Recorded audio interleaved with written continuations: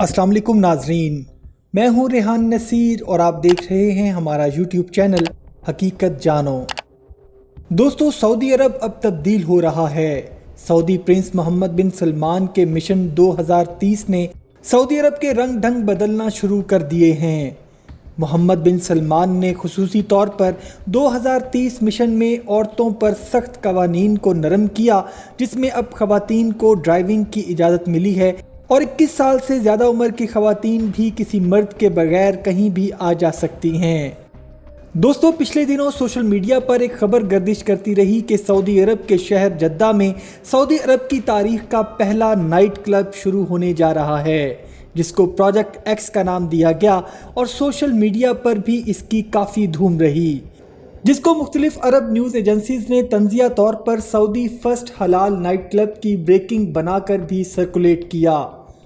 Social media पर इस event की मैनेजमेंट नाइट क्लब की ओपनिंग की तशहीर करती रही और अपनी तशहीर में लोगों को ये ऑफर भी करती रही कि नाइट क्लब फर्स्ट डांस के दौरान आने वालों में अल्कोहलिक ड्रिंक्स भी सर्व की जाएंगी।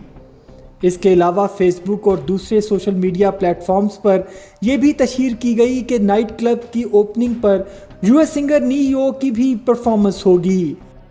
नाइट क्लब की टाइमिंग रात 10 बजे से सुबह 3 बजे तक बताई गई, जिसकी टिकट 500 से 1000 रियाल तक रखी गई, जो कि 133 से 166 डॉलर तक बनते हैं। सोशल मीडिया पर इस इवेंट के वायरल होने के बाद सऊदी अरब अवाम ने मिला जुला रिस्पांस दिया और ज़्यादातर अफराद ने इसको तनकीद का निशाना बनाया। सोशल मीडिया पर नाइट क्लब की हाइप क्रिएट होने के बाद सऊदी हुकूमत हरकत में आ गई और उन्होंने नाइट क्लब की पहली रात ही उस इवेंट को बंद करवा दिया। सऊदी हुक्काम के मुताबिक ये इवेंट इंटरनेशनल ब्रांड वाइड के अंडर प्रमोट हो रहा था, जिसके यूएई और बैरूत में नाइट क्लब्स मौजूद हैं। सऊदी अरब हुकूमत ने इस ब्रांड को किसी दूसरे इवेंट के लिए लाइसेंस जारी किया था, लेकिन इस ब्रांड के ओनर ने लाइसेंस का गलत इस्तेमाल करते हुए इस किस्म का इवेंट ऑर्गेनाइज किया, जिसके लिए सऊदी हुक्काम से किसी भी किस्म की कोई परमिशन नहीं ली गई। इस हवाले से वाइट ब्रांड के खिलाफ सऊदी लॉज के मुताबिक मुकदमा दर्ज कर लिया गया है।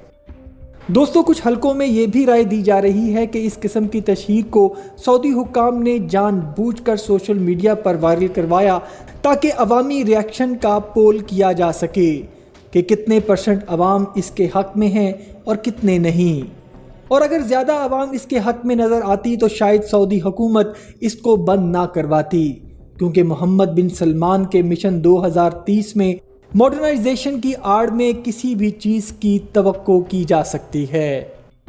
उम्मीद करता हूँ दोस्तों आज की वीडियो आपको पसंद आई होगी। अगर वीडियो पसंद आई है तो वीडियो को लाइक, शेयर और कमेंट सेक्शन में अपनी राय का इजहार ज़रूर कर दीजिएगा और जाते जाते चैनल को सब्सक्राइब करके हमारी हौसला अफजाई भी कर दीजिए। अपना और अपने घर वालों का बहुत सा ख्याल रखिएगा। अल्लाह हाफिज़।